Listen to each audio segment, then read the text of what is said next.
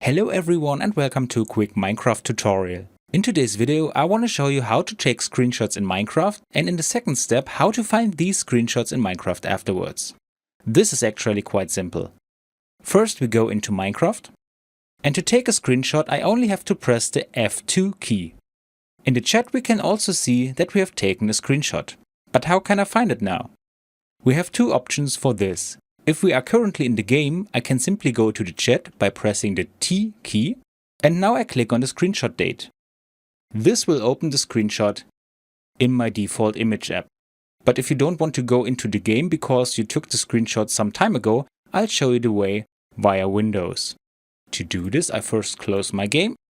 Now I go into the Windows search and enter %app data %, and I click on this folder. And now I'm in the roaming folder and click on the .minecraft folder. And here we can already find the screenshot folder, which includes the screenshot I have taken some seconds ago. Note that this screenshot folder is not included in Minecraft by default, so if you haven't taken a screenshot yet, you won't be able to see this folder.